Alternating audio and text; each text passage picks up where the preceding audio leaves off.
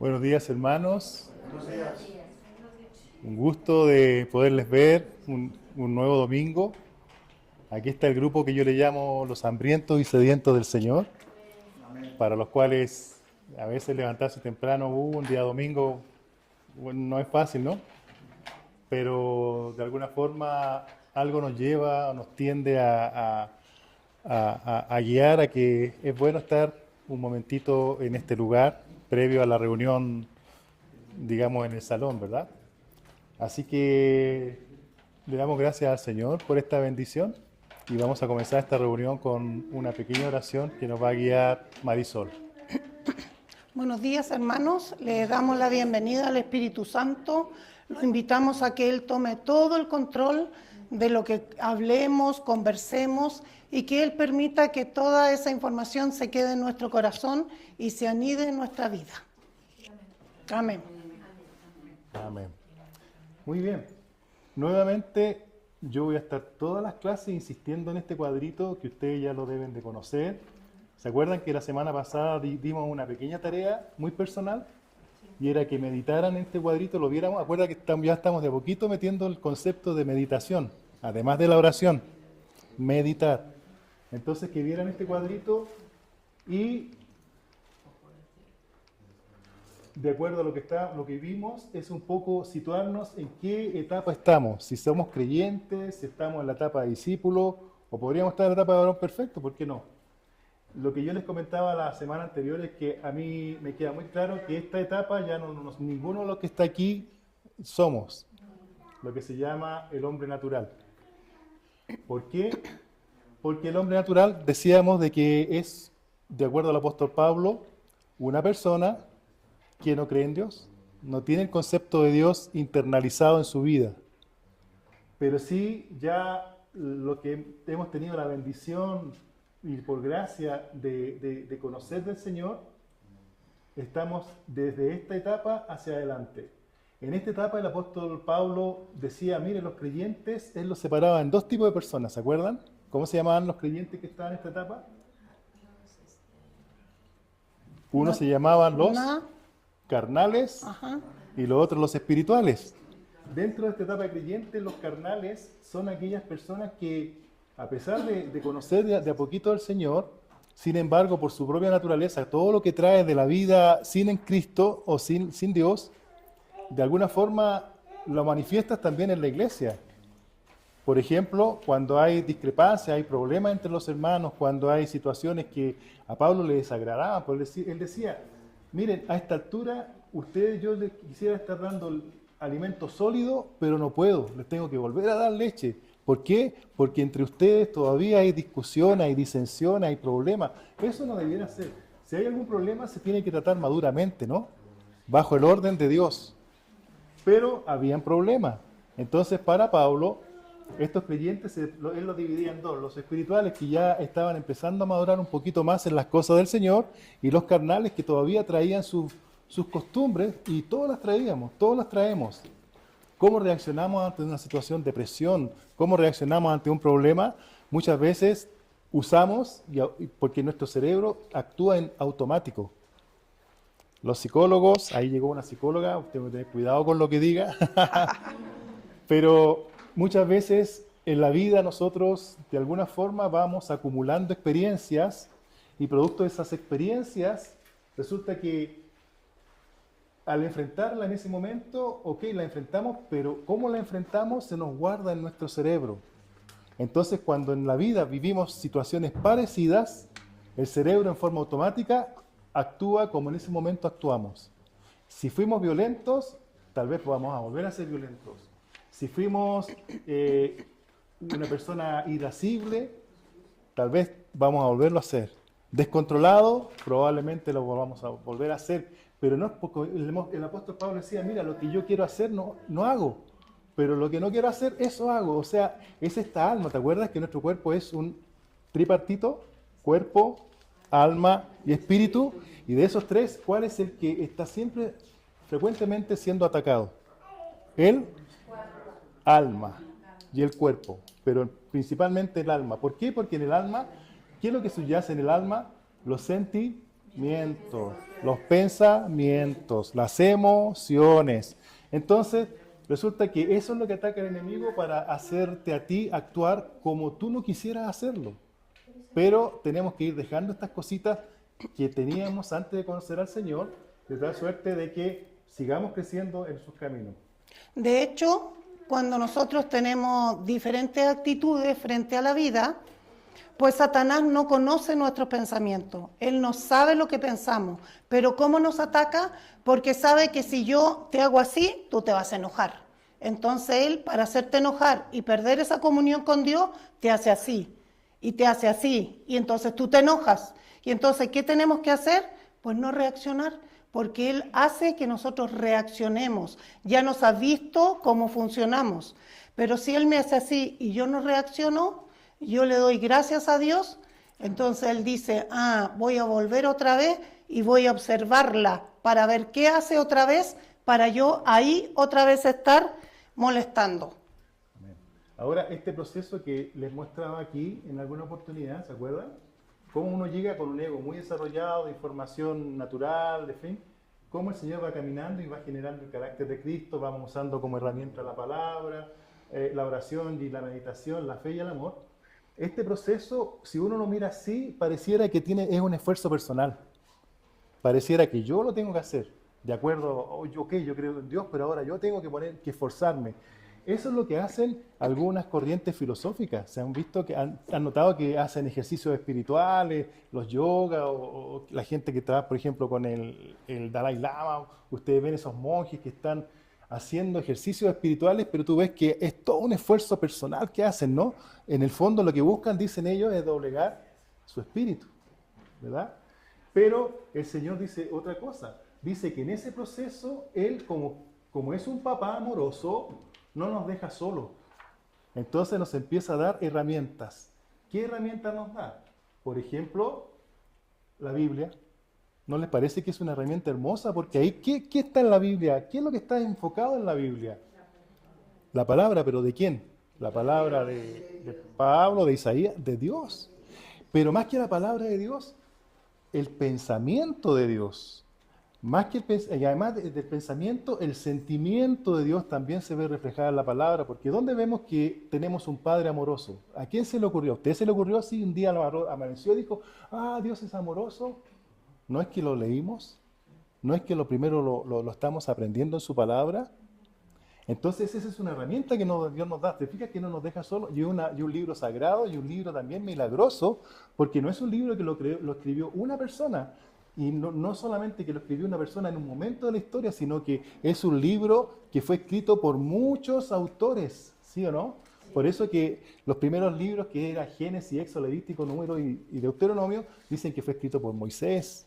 Pero ya luego vienen las crónicas, después de las crónicas, qué sé yo, vienen libros históricos, vienen libros poéticos, en fin, y fueron escritos por otras personas. Pero ¿saben quién es el autor verdadero de la Biblia?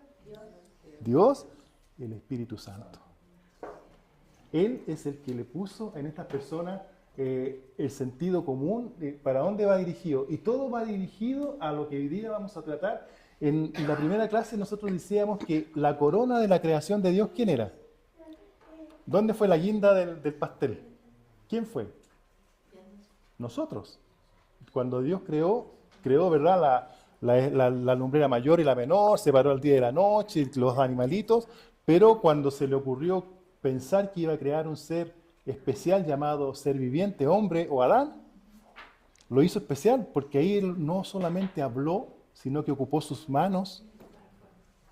Y antes de eso tuvo una reunión de directorio celestial, así como en la empresa hay reuniones de directorio, y le comentó al directorio lo que pensaba hacer. No lo comentó antes cuando dijo voy a hacer la lumbrera, voy a separar el día, sino que a alguien le comentó, hagamos al hombre, y le agregó conforme a nuestra imagen y semejanza. Y luego, no conforme con eso, él mismo se puso en campaña, no lo mandó a hacer, no dijo, ok, el hombre tiene que salir del polvo y listo, sino que dice que usó sus manos. Y una vez que vio esa figura que creó hermosa, algo más le hizo. ¿Qué más le hizo? Le sopló de su espíritu. Eso es lo que nosotros le decíamos con mi esposita, el ADN. Y eso hace de que seamos a imagen y semejanza de Él. Pero cometió un error el hombre, ¿verdad? Ese producto, ese error fue expulsado del Edén. Y a eso también lo vimos. Y nosotros a veces pensamos, y nuevamente soy majadero en eso, pensamos que el pecado del hombre es por lo que hizo. Pero el gran pecado del hombre es que producto de lo que hizo, se empezó a alejar de Dios. Y esa imagen que él quería tener, él reflejarse en él, producto del pecado, ya la veía difusa, la veía deformada. La semejanza de Dios está ahí si ese hombre pecó. No. Entonces tuvo que crear un plan especial de salvación, yo diría, además agregaría más que salvación, de restauración, de tal suerte de que ese hombre fuese nuevamente es el ser que él siempre quiso que fuera. Ese ser hermoso que en las tardes en el Edén se paseaba, ¿se acuerdan?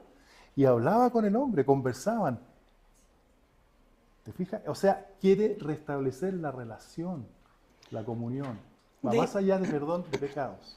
De hecho, si ustedes se fijan, cuando alguien recién se convierte, llega a la iglesia, tiene un rostro a veces apagado, triste, melancólico, pero en la medida que esa persona va siendo restaurada, va siendo liberada, va siendo sanado su corazón, su rostro brilla, es otro.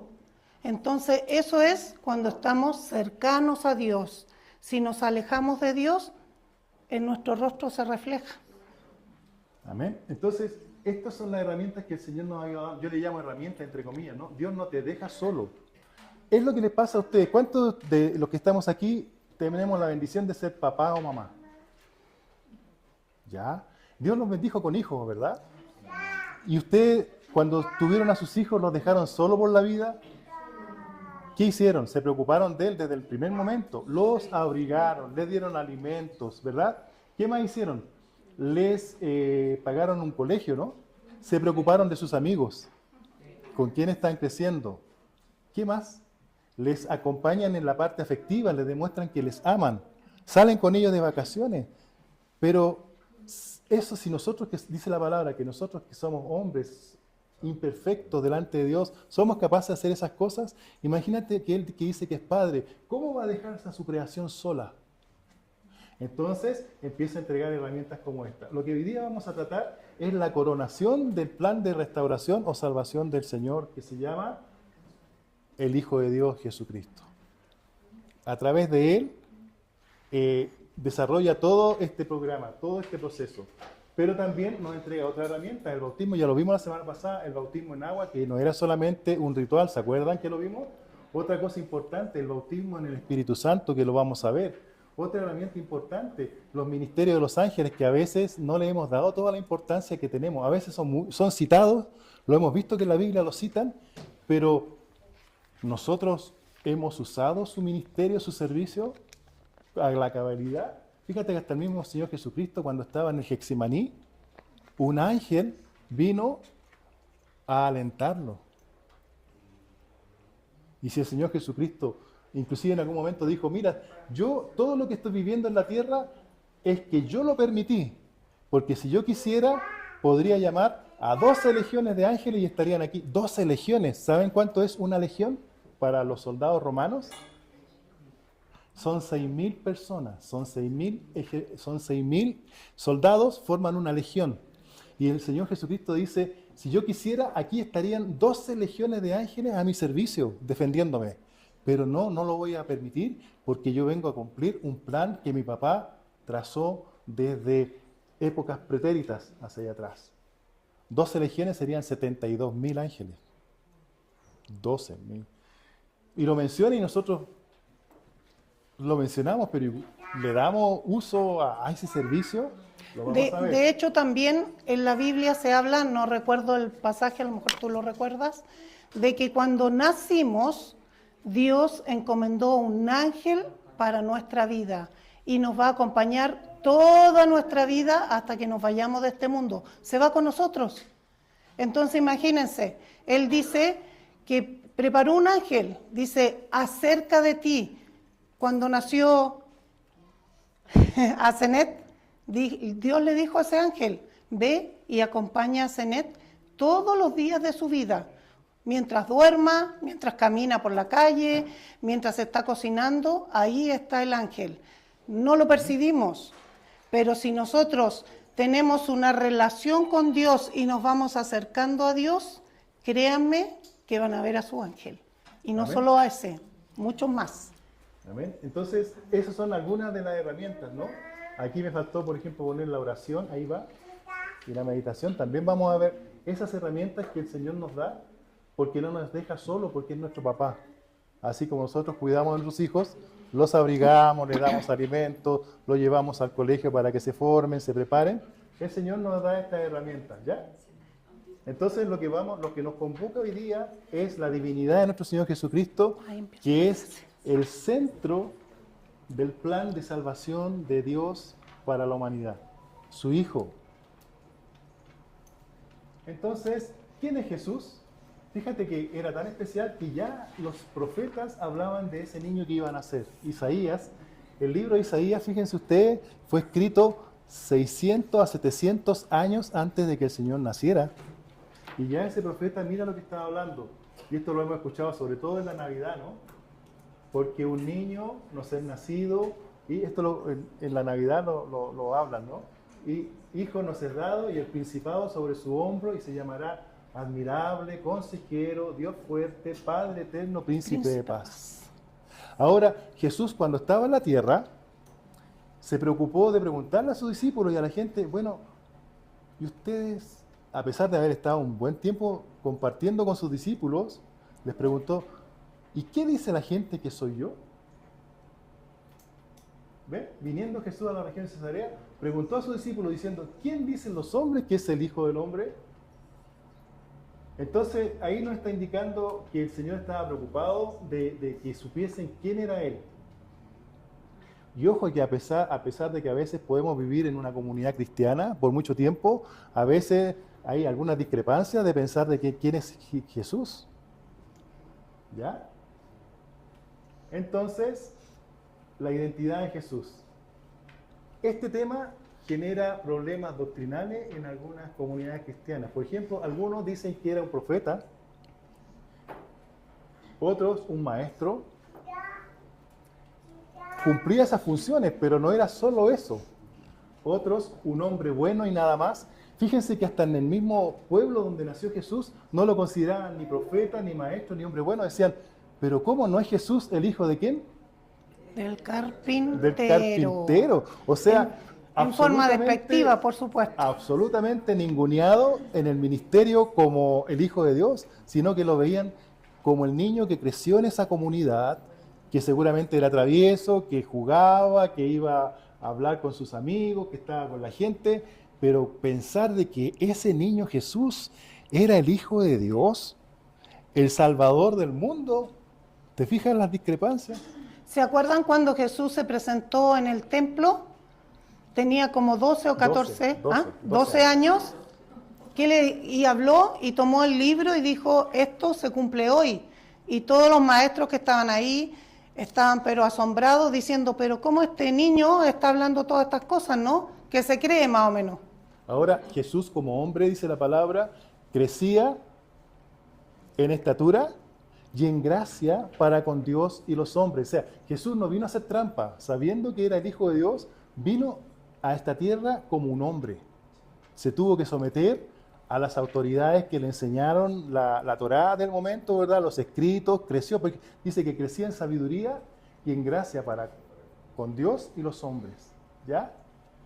Y él sabía, como hombre, que iba a sufrir, sabía que pasaba hambre, o sea, era igual que nosotros, en carne. Él dejó, dice la palabra, su deidad de lado para hacerse humillado a ser un hombre. Ahora, ante esa pregunta, ¿quién dice los hombres que es el Hijo del Hombre? Le preguntó a los propios discípulos y solo uno pudo responder adecuadamente. ¿Quién fue? ¿El apóstol que respondió? ¿El apóstol? Pedro. Y mira, le dice, y respondiendo Simón Pedro dijo, tú eres el Cristo, el Hijo del Dios viviente. Y mira lo que le dice Jesús. Entonces respondió Jesús, bienaventurado eres Simón, hijo de Jonás, porque no te lo reveló carne ni sangre, sino mi Padre que está en los cielos. ¿Ya? Ahora, aquí comienza la cosa maravillosa. le dice Pedro, tú eres el Cristo. Y Cristo es lo mismo que en hebreo Mesías, Cristo en griego, en hebreo es Mesías, y esa palabra significa el ungido. El ungido era una persona a quien Dios le preparaba, le daba un propósito y un destino. Y habitualmente se simbolizaba la unción con aceite. Yo te unjo para que tú cumplas un propósito. ¿Ya? Entonces era el ungido efectivamente, porque ¿quién lo mandó a Jesús? Perdón. ¿A Jesús quién lo mandó a cumplir un propósito? Dios. Papá. Su padre. Papá Dios. ¿Ya? ¿Se va entendiendo? Y otra cosa que acabamos de leer, dice Jesús a Pedro, eso no te lo reveló carne ni sangre, sino que mi Padre te reveló eso. Entonces eso significa que Dios, ¿cómo nos habla? Con nuestros pensamientos. Ahora vamos a revisar la estructura, la cronología de la vida de Jesús. ¿Saben? Esto es un resumen, porque si nos pusiésemos a hablar de todo lo que el Señor hizo, no tenemos tiempo. Entonces, esto es muy importante. El bloque lo vamos a agrupar. Y el primer bloque sería el nacimiento y la infancia. Fíjate que en todo momento en la vida de Jesús había algo sobrenatural. Y eso habla de la divinidad de Jesús, a pesar de ser un hombre. ¿Qué es sobrenatural en el nacimiento? Fíjate, vino un ángel a hablar a María. ¿Qué otra cosa sobrenatural fue en el nacimiento de Jesús? Que María engendró a Jesús, pero no fue con la colaboración de José.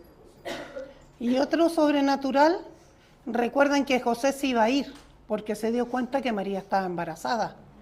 Nuevamente apareció un ángel en sus sueños y le dijo, no, José, no vayas a dejar a María, porque nosotros fuimos los que engendramos ese hijo ahí, ese niño. Y aquí vamos a ir viendo el mapeo o la cronología desde que Jesús nació hasta que resucitó. ¿Pasaron cuántos años?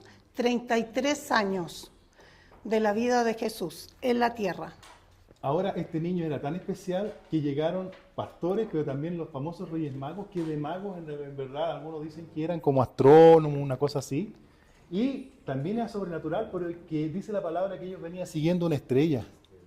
O sea, ahí está otra vez la parte sobrenatural de Jesús. ¿A qué niño hasta ese momento venían a visitarlo gente que venían siguiendo una estrella para ver dónde nació ese niño? ¿Y cómo los pastores supieron que realmente Jesús estaba ahí y había nacido? ¿Por qué? Porque ellos estaban pastoreando sus ovejas y ¿quiénes aparecieron? Los ángeles. Y le dijeron, ya, a levantarse, a ver a Cristo que resucitó, que nació, ¿no? Ahora, este niño era una persona muy especial, muy inteligente. Tan inteligente que ya a los 12 años iba al templo donde estaba la sinagoga y dialogaba y discutía con quién, fíjate, los doctores de la ley, no eran solo sacerdotes, eran doctores. Un doctor es una persona docta en un tema, una persona especializada. Y fíjate que un niño de 12 años, mira, ahí también estaba algo sobrenatural.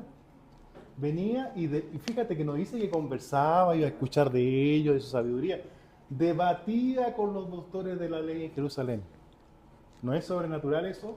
Ahora, el segundo bloque en esta cronología resumida tiene que ver con el inicio del ministerio público de Jesús. ¿Se acuerdan? La primera parte la hicimos la semana pasada, el bautismo en agua. Ahí comienza el ministerio de Jesús, a los 30 años.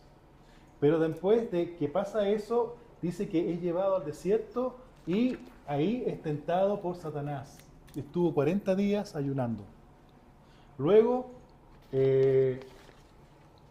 Jesús convoca a hombres que le llamaron sus discípulos, los apóstoles, y fueron los primeros pescadores de hombres. Yo quisiera que tomen cuenta en este momento pescadores de hombres. Fíjense que la palabra con David, a David lo trataban del pastor de ovejas. Sin embargo, de Pedro y sus discípulos lo llamaban los pescadores. Vamos a ver en algún momento por qué pescadores y no pastores. Ya eso tiene que ver con el agua, con los peces. Seguimos. El otro bloque en la vida de Jesús tiene que ver con los milagros y su enseñanza. Entonces, el primer milagro fue la conversión. Nuevamente, algo sobrenatural. Segundo, como enseñanza, lo más significativo fue el Sermón del Monte. Jesús proclama la bienaventuranza. Luego, el poder sobre la naturaleza. ¿Te acuerdas que el Señor camina sobre las aguas? Y no solamente camina sobre las aguas, sino que dentro de una barca, Él es capaz de parar una tormenta y calmar las aguas. Cuando estaban todos los discípulos asustados dentro del barco, vamos, que se anega, dice, nos vamos a dar vuelta aquí. Y dice que Jesús dormía. Dormía. Fíjate, una barca que no es una cosa que está en una tormenta, en lo que menos tiene un barco que está, digamos, en tranquilo. calma, ¿no? Tranquilo, no hay nada. Sino que y un barco de estos pescadores que son pequeños estaba a merced de las olas. En consecuencia, ese barco se movía de un lado para otro y yo no puedo entender cómo Jesús dormía. Dios mío, ¿cómo dormía ese hombre? ¿Qué habrá fumado? Digo yo, ¿no? No. ¿Y por qué dormía a pesar de las tormentas? En la parte espiritual, ¿han pensado por qué Jesús dormía a pesar de la tormenta? Confiaba en su padre, ¿no? Porque sabía en quién confiaba, sabía quién le cuidaba, sabía que a pesar de esa situación difícil, su papá no lo iba a dejar. Porque él ya tenía un propósito y tenía que cumplirlo. Y sabía quién era su padre. O sea, si yo pongo a mi hijo sobre un lugar alto y le digo, Elías, tírate, cuando era niño, pues sí se iba a tirar. Sabía que yo no lo iba a dejar que cayera. Pero si viniera otra persona y le dijera, Elías, tírate, les aseguro que no se tiraría, para nada. No es mi mamá, ni mi papá, en quien yo confío que me va a tomar, que me va a abrazar. El siguiente bloque tiene que ver con la pasión y la muerte de Jesús. Entonces la pasión está en la entrada triunfal en Jerusalén, el domingo de Ramos, ¿se acuerdan? En esto que está amarillo es la cena, nos vamos a concentrar ahorita, porque quiero de aquí comentar algo que es central. Luego está el Getsemaní, la oración en el huerto, ya estaba después de la cena, él ya está siendo sometido a todo este proceso de la cruz, que no fue fácil, fue sometido a torturas, fue sometido a la vejación más grande como hombre, desnudo, vivió la soledad de aquellos que decían quererle, vivió la burla de la gente que estaba ahí, la incomprensión, todo eso lo vivió. Luego viene el juicio, que Jesús es condenado, luego viene la crucifixión, ¿ya? Y el quinto bloque tiene que ver con la resurrección y la ascensión. La tumba vacía. Las mujeres se encuentran en el sepulcro vacío, las apariciones de Jesús. Estuvo 40 días después que resucitó en la tierra hablando con sus discípulos y con un montón de personas, mostrándole que inclusive sus llagas, este soy yo, le decía a la gente, miren, si aquí todavía me quedan las marcas de los clavos, lo que me hicieron. Y luego viene la ascensión de Jesús, asciende al cielo a la vista de sus seguidores. Entonces, si hacemos un resumen, Jesús nació en Belén. Luego se bautizó y luego fue tentado. Todo esto fue su preparación para lo que iba a hacer. La tentación, y luego hizo su ministerio que fue de milagros, y aquí él mostró lo sobrenatural que era el Padre en él, haciendo milagros. La pasión, ya dijo Iván, que lo torturaron. Pero antes de llegar aquí, recuerden que él estuvo en el Olivo, ¿no es cierto?, en ese lugar, llorando sangre. ¿Por qué lloraba sangre? Porque él sabía lo que venía. Recuerden, era hombre. Él iba a sentir esos latigazos, iba a sentir que le sacaron sus dientes a bofetones. Todo eso él lo sentía. Finalmente, su muerte en la cruz, ¿verdad? Y su resurrección. Amén. Entonces, pero fíjate que pareciera que esa es toda la vida, está bien el resumen, ¿no es cierto?, en bloque, ordenadito, pero resulta que viene el apóstol Juan y dice lo siguiente. Y hay también otras muchas cosas que hizo Jesús, las cuales si se escribieran una por una, pienso que aún en el mundo no cabrían los libros que se habrían de escribir. O sea, lo que les acabo de mostrar es un puntito de todo lo que hizo el Señor Jesús. ¡Wow! De hecho, hay personas que escribió hasta un libro que era un señor ateo que dijo, bueno, voy a demostrarle a estos cristianos que su Biblia está súper equivocada, ¿no? Y terminó escribiendo un libro que dice, la Biblia tenía la razón. Se convirtió. Amén. Entonces, vamos a concentrarnos en lo que es la cena del Señor, porque ustedes entenderán, dice, si no hay libros, ni el mundo sería capaz de contener todos los libros que hablan de Jesús. Vamos a concentrarnos en esta situación que vivió el Señor, en esto, porque aquí Él hace declaraciones que son trascendentes para nuestra fe, ¿ya? Entonces ya aquí nos encontramos en la cena, y esta cena está dentro de un ámbito histórico. Resulta que fue un día jueves, el Jueves Santo, ¿se acuerdan de eso? Pero el contexto en que se dio la cena era que se tenía que celebrar, ¿qué cosa? La Pascua de los judíos. Esa es una orden que Dios le dio al pueblo de Israel, que todos los años tenían que celebrar la Pascua. ¿Y la Pascua qué significaba? ¿De qué hablaba la Pascua? ¿Por qué celebrar la Pascua también? Cuando es el dintel de las puertas después Ajá. de la Ajá. noche de la muerte de los... Correcto. Exacto. La Pascua de los judíos es la salida del pueblo de Israel de Egipto, pero no salieron así tranquilamente. Salió, como nos cuenta Raulito, producto de gran lucha y opresión, a tal punto que una de las pruebas que Dios le sometió a Egipto fue la muerte de los primogénitos, en donde desató el ángel de la muerte y le dijo a todas las familias de los israelitas que preparasen un cordero sin manchas, usasen su sangre y marcaran, el dintel es el marco de la puerta, lo marcaran con sangre. Entonces, la cena que estamos celebrando aquí es para, digamos, poder cumplir con lo que Dios le dio, pero también aquí está el cordero del cual en Egipto, ese cordero inmolado, que su sangre iba a permitir que el ángel de la muerte no pasara por la familia de los judíos.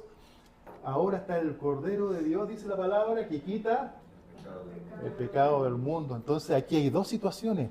Estamos celebrando la Pascua judía, de acuerdo a la tradición, de acuerdo a la historia, pero aquí Dios, Jesús, está celebrando la verdadera Pascua. Este es el Cordero que iba a ser al otro día sacrificado. Ujú. ¿Y qué significa Pascua? Significa Pesaj. Y en hebreo eso significa saltar. Pasar por alto. Eso hizo el ángel de la muerte. Cada dintel que estaba pintado, el ángel de la muerte lo saltó. Y se fue directo donde no había esa sangre que los protegía. Amén. ¿Por qué prende la luz? No sé. Gracias. Es que no se ve la figurita si prendemos la luz. Y en esa cena pasó de ya algo que le llamó la atención a los discípulos, fue que el maestro, el Hijo de Dios, aquel con el que habían compartido en vida los milagros que hacía, la palabra que enseñaba, en la cena del Señor, antes de sentarse a la cena, se le ocurre hacer ¿qué cosa? Lavar los pies. Lavar los pies. Y esto en la tradición judía, ¿se acuerdan que los caminos en Jerusalén no eran caminos pavimentados, eran caminos polvorientos? Entonces la gente andaba con sandalias, no andaba con zapatos cerrados. En consecuencia, cuando tú llegabas a una casa, era muy bien visto que el anfitrión te ofreciese un lebrillo con agua para que te refrescara los pies. Pero eso en las casas no lo hacía ni siquiera el dueño de la casa, sino que lo hacía el sirviente de menor grado. Sin embargo, miran a quién se le ocurre limpiarle los pies a sus discípulos, al maestro. ¿Ya? Entonces, aquí está lo que les acabo de comentar. El hombre, Jesús, fíjate, el que había resucitado a muertos, había hablado con multitudes, en fin, se le ocurre lavarle los pies a sus discípulos. Había uno en particular que se resistía a que le lavaran los pies, ¿cómo se llamaba? Pedro. Y Jesús le dijo, ¿es conveniente que yo haga esto? Ay, Pedro dijo, si es así, Señor, entonces lávame completo. No, necesito que solamente tus pies se laven. Ahora, Anda a bañarte a tu casa, le dijo. los pies no solamente se ensuciaban, sino que los pies también olían mal, sobre todo en época de verano. En invierno llegaban mojados, ¿verdad? Con barro. Pero en el verano, la, cómo llegaba esa visita, ¿no? con un buqué extraordinario. Entonces, cuando tú limpias los pies, no solamente sacas la mugre, sino que le sacas el mal olor. Ahora, resulta que aquí me quiero detener porque habitualmente cuando nosotros replicamos lavamiento de pies, y aquí lo hemos hecho, y yo sé que hay personas que aquí nuestro pastor ha lavado los pies, replicando esto, lo hacen en señal de la humildad primero del Señor, y que Él vino a servir y no a ser servido. Y ese espíritu se lo quiere transmitir a través del lavamiento de los pies. Pero yo quisiera, en estos momentos, a propósito de esto, el Señor me hizo reflexionar varias noches sobre esto, ¿no? Lo digo o no lo digo, pero mejor se lo digo y después me echan ustedes de aquí sin problema. Resulta que los pies están asociados a los caminos, ¿o no? O sea, ¿para qué usas tus pies? Para transitar un camino. Entonces, resulta que en la Biblia hay varios versículos que asocian pies con caminos. Y uno de ellos te dicen que hay caminos que al hombre le parecen derechos, pero su fin es muerte, ¿verdad? Entonces, esa frase es una advertencia bíblica sobre las limitaciones de los criterios humanos. Significa que las decisiones que parecen lógicas, buenas o seguras a simple vista, pueden llevar a la ruina espiritual, física o moral, si no se basan en la sabiduría divina. ¿Se acuerdan de que hablábamos en algún momento del libre albedrío? Que tú tienes el libre albedrío significa la posibilidad de yo tomar decisiones ante una eventualidad de encontrarme por varios caminos. ¿Y esos caminos cómo los transitas? ¿Los transitas con las manos? Con los pies. Entonces, eso también es señal de que cuando el Señor te lava los pies, te está de alguna forma diciendo, yo voy a estar contigo lavándote permanentemente para que no vayas a caminar por senderos a los cuales no te conviene estar. Y es por eso que el siguiente versículo dice, ¿cómo lo voy a hacer? Pero si Jesús tú te fuiste al cielo, yo sé que vas a enviar tu Espíritu Santo, pero ¿con qué además me puedes ayudar? Lámpara es a mis tu palabra y lumbrera mi camino. Ahí está nuevamente, pies y camino. Esos pies que está nombrando el Salmo 119, 105, están siendo pies bien orientados. ¿Pero por qué están siendo bien orientados? Fíjate, en el cuadro verde dice, si no se basan en la sabiduría divina. La sabiduría divina, ¿quién te la va a entregar? La palabra del Señor. Entonces, eso es lo que pasa aquí. Lamentablemente ahí hay un anciano que está caminando sobre la Biblia. Por eso que pensaba si podían apagar esas luces. No, estas que están acá no se pueden apagar. Bueno, no importa, amor, no se preocupen. Pero ahí dice, lámparas a mis pies tu palabra y lumbrera mi camino. Mira, lo importante es que es tener la palabra, porque esa hace que tus pies no se llenen de mugre y no se pongan hediondos. ¿Se fija que el lavamiento de los pies no es solamente el tema del servicio? Esa palabra que está ahí, que el Espíritu Santo le reveló a infinidad de personas, ¿no? Esa palabra es nuestro manual de vida. Nosotros debemos ocuparlo 1, 2, 3 veces al día, buscar al Señor, leer su palabra. Ustedes cuando compran un televisor, ahora que va a ser el mundial, ¿no? Todo el mundo comprando televisores. De última generación el televisor. Casi los futbolistas salen de la tele. Ustedes llegan, la sacan de la caja, la instalan y ya. No, ¿verdad? ¿Qué leen? El manual para instalarlo, para saber todas las funciones que tiene ese televisor. ¿Y nosotros por qué no usamos nuestro manual? Que nos va a orientar, que nos va a ayudar, que nos va a consolar, que nos va a levantar, que nos va a permitir no errar en el camino. Amén.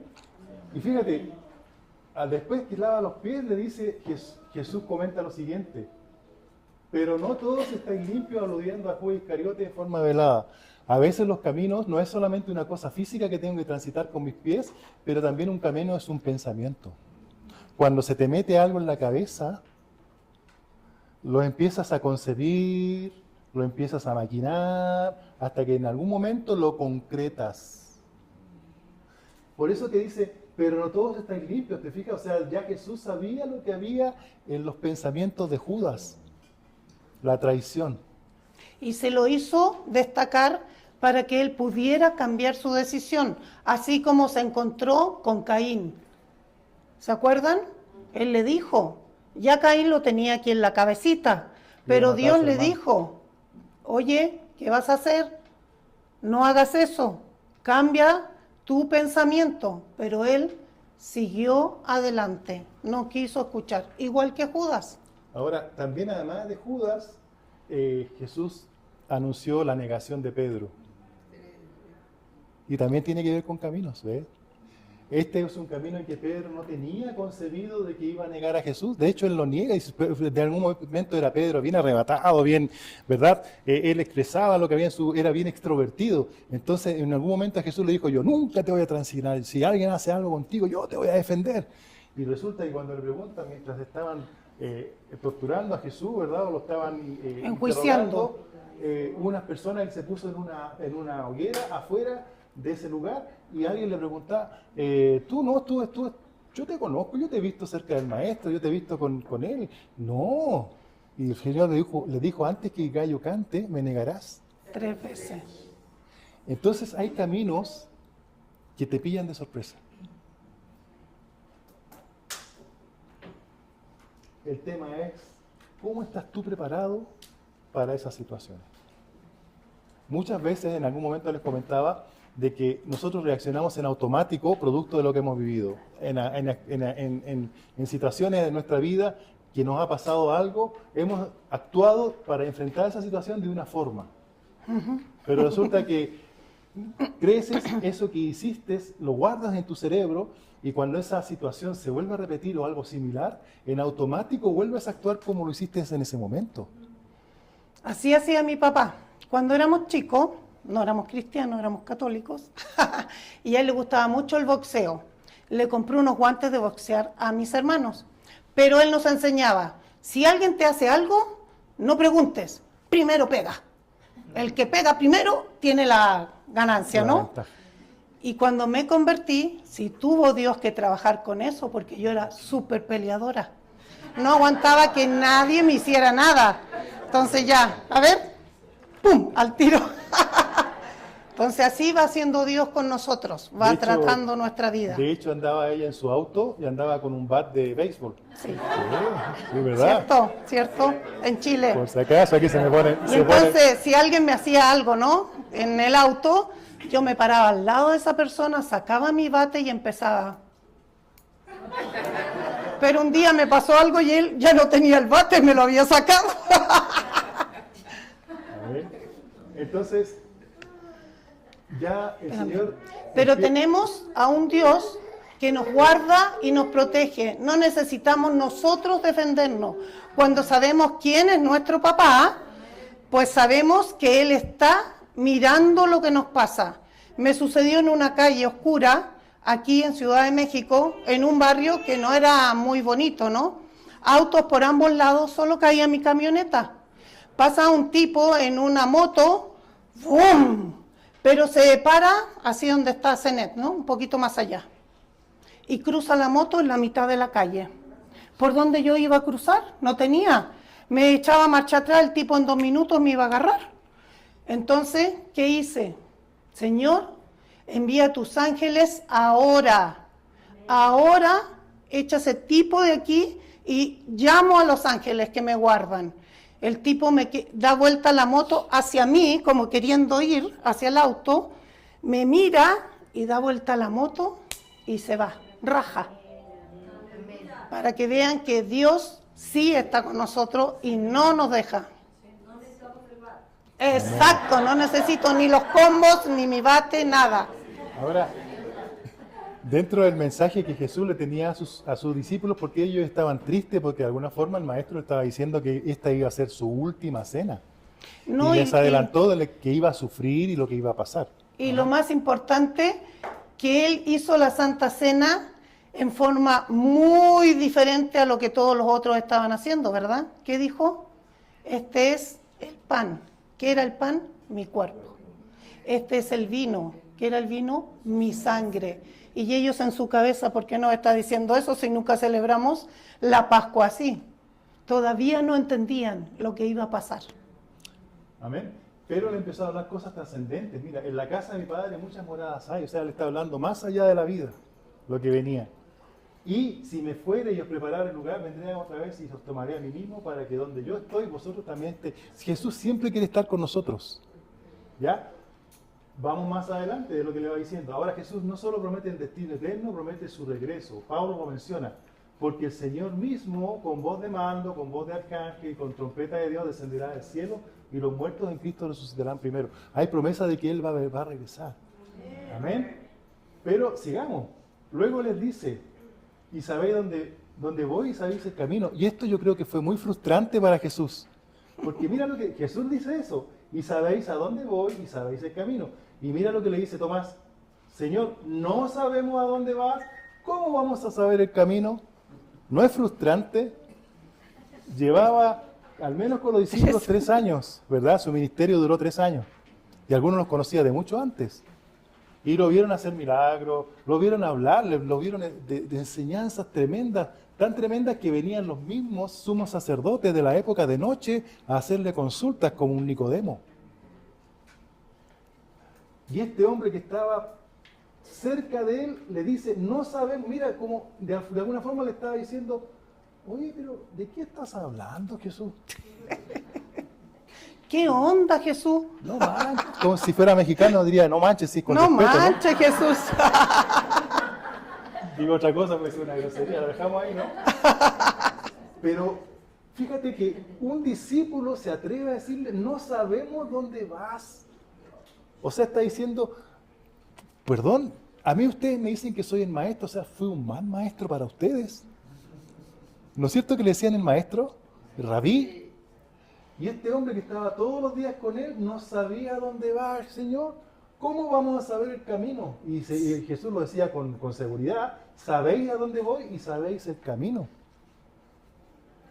Fíjate nuevamente, camino. ¿Y camino con qué está asociado? Con pies.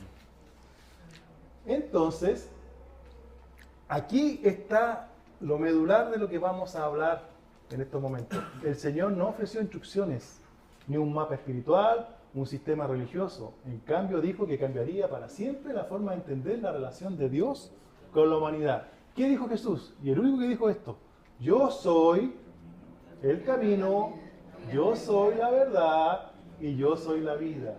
Nuevamente, insisto, cuando Jesús lava los pies de los discípulos, camino está asociado a pies. Entonces, esos pies tienen que ir transitando por Jesús, porque Él es el camino. 5, ya. Eso quería hacer una pregunta. Gracias, hermano. Entonces, esto que comenta el Señor, Él está revelando ahí su identidad. ¿Se acuerdan que preguntaba a Jesús, ¿y ustedes qué dice la gente que soy yo? Pedro dijo, es el ungido, el Cristo. Anduvo cerquita, pero con esta revelación ya le completa la definición de decir quién es realmente Jesús. Él es el camino, Él es la verdad y Él es la vida. Entonces, aquí se ve una mano trazando un caminito, ¿no? Perdonen que las figuras no se ven muy bien con la luz. Con la luz. Dice, yo soy el camino. Dice, el mundo antiguo, la idea de camino estaba asociada a una dirección hacia Dios. El Antiguo Testamento hablaba muchas veces de ese camino. Entonces, por ejemplo, en Isaías 35:8, y habrá allí calzada y camino, y será llamado camino de santidad. No pasará inmundo por él, sino que él mismo estará con ellos. El que anduviere en este camino, por torpe que sea, no se extraviará. Wow, ahí hay camino, ¿ves? Yo soy el camino. El acceso al Padre no se encuentra en rituales, en méritos humanos o en tradiciones religiosas. El acceso al Padre se encuentra en una persona, Jesús. ¿Amén? Luego cuando dijo, yo soy la vida, la verdad, aquí está Jesús con una lamparita, ¿ya? En un mundo lleno de interpretaciones religiosas, filosofías y opiniones, Jesús afirmó ser la revelación completa de la verdad. Entre tantas cosas que se dicen, Él dice, yo soy la verdad.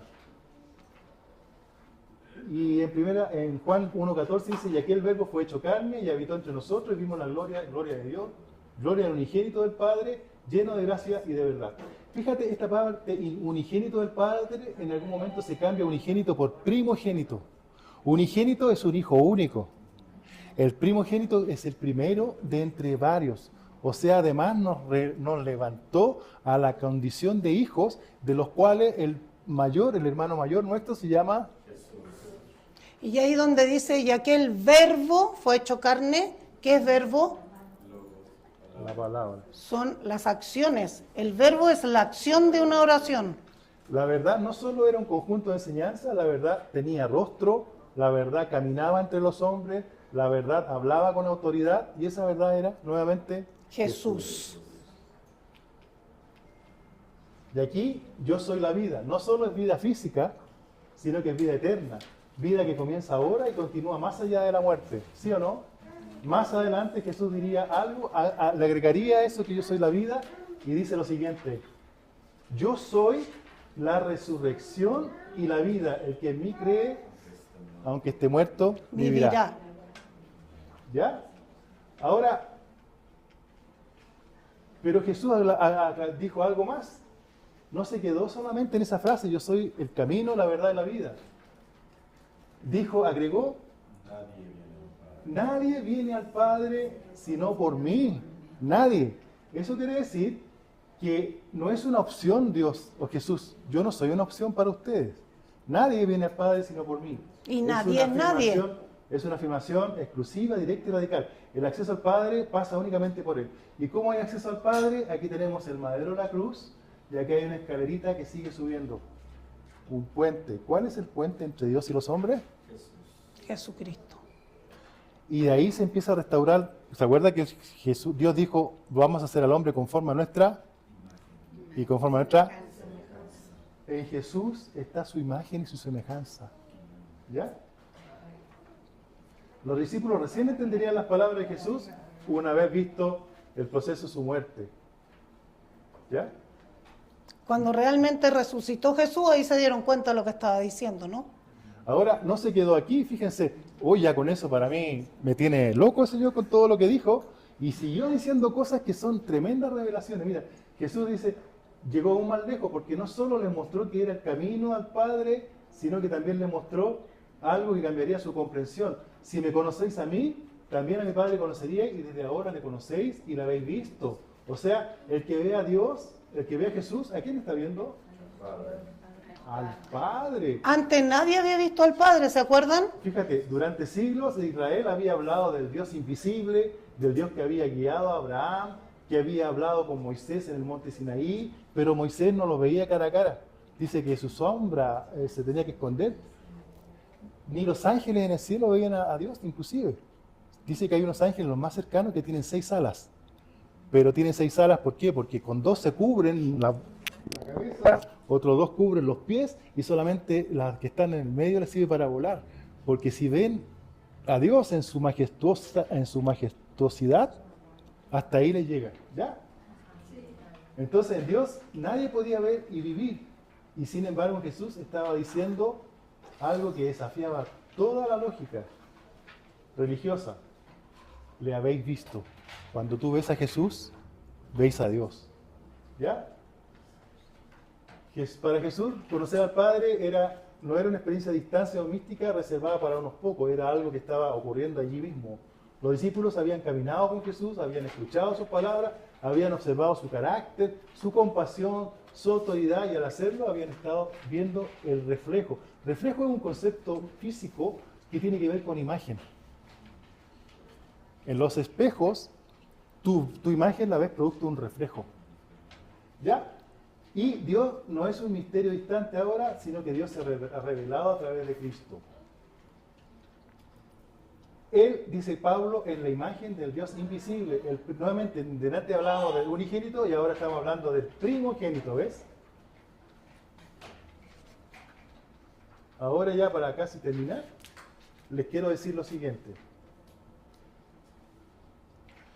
Aquí Dios dice que además de que me ve a mí, ve al Padre, dice que Dios y yo somos uno. ¿Ya? Vamos más adelantito.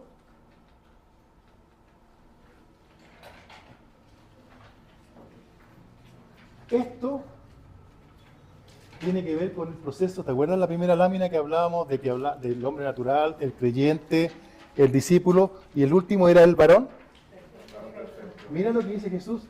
Creedme que yo soy en el Padre y el Padre en mí. De otra manera, creedme por las mismas obras. Y luego dice,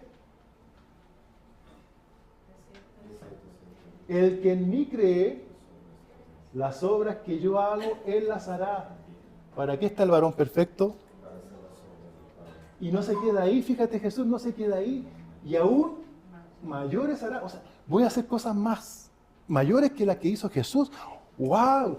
Y entonces, no estaba hablando Jesús solamente de milagros, sino que hablaba del alcance de la obra. Entonces, por ejemplo, aquí vemos ya a los hermanos orando entre sí.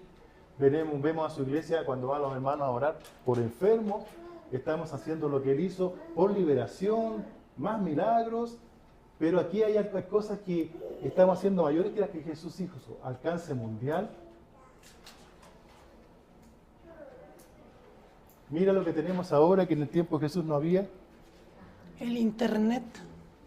Mira también acá Los una celulares. Biblia en un celular. Hay Biblias de estudio en los celulares, hay comentarios en los celulares, quieres ver un mapa en los celulares, ahí está. Quieres copiar ese versículo y ponerlo en el estudio, lo puedes hacer, en fin. Está el mundo en tus manos y ahora, por ejemplo, los niños, yo a veces los veo jugando y de repente mi hijo cuando era más chiquito jugaba con unos amigos, esos juegos de los monitos, esos que van montándose, y tenía unos amigos de Nigeria. De Sudáfrica. Y le molestaba, oye, tú tenés los labios gruesos, le decía al de Nigeria, sí, ¿por qué le mandaba así? Pero eran unos negritos. O sea, los niños ahora es tan natural contactarse con otro niño de otro país que eso es un sueño. Mira, el alcance que tenemos para llevar el Evangelio. Antes, con suerte, teníamos el teléfono de la casa, ¿verdad? Y aquí tenemos la Biblia y tenemos un mouse, te fijas, Biblia de estudio. Aquí podemos ver la prédica, lo que vamos a hacer aquí en el salón. Los hermanos están llevando, ministrando la palabra, y el que no puede venir, lo puede ver. Cosas mayores haríamos, el alcance. Amén. El Señor les bendiga, hermanos. Esto le queríamos mostrar, que este es Nuestro Dios. la coronación del plan de salvación y restauración de Dios para los hombres. Jesús el Cristo. El Señor les bendiga. Bendiciones.